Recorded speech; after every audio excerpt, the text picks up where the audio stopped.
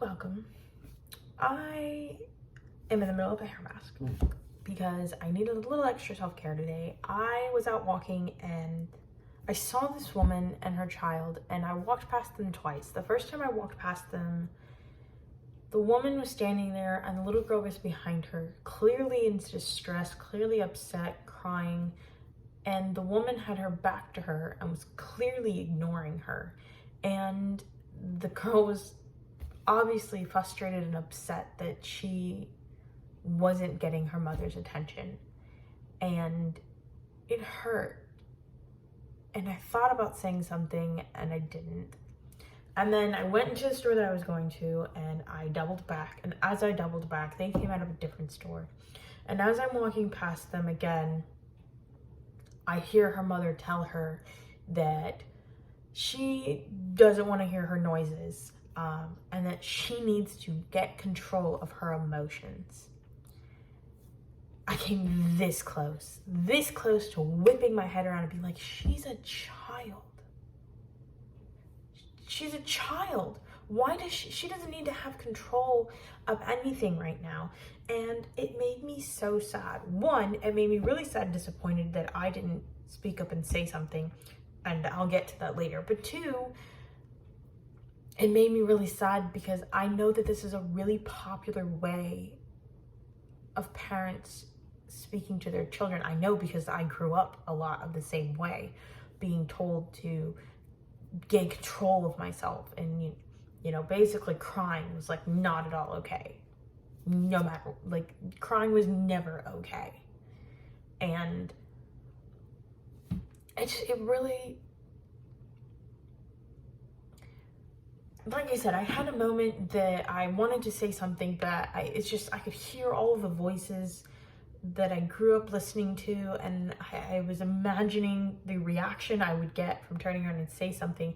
And the thing that kept coming up for me was, the concept of mind your own business. And I was just thinking, mind your own business. Yes, mind your own business. We are so consumed and worried about minding our own business that there are children, and even us ourselves, who walk through the world in so much pain and nobody says anything. How many times have we have ourselves been victimized or hurt or clearly in distress, and people just mind their own business? They do nothing.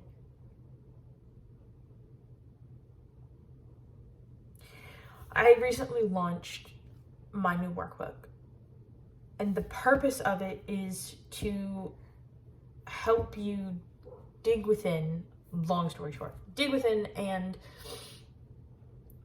identify the parts of yourself that you have shoved away and that you want to reconnect with. And one of the things that I realize that I want to reconnect with is my own voice and speaking up. Just speaking up. I've been so excellently conditioned to believe that I am better quiet and small because it's safer. And in a lot of ways it is, but it also, it's not safe here anymore. It's not safe here anymore. And one of the steps that I'm taking to make space for this new change and this new bravery that I want to bring into my life is by doing this challenge, by doing these videos, by building my platform and saying, you know what, I value my own voice. You might not, but I do. I value my own voice. And I will no longer be minding my own business.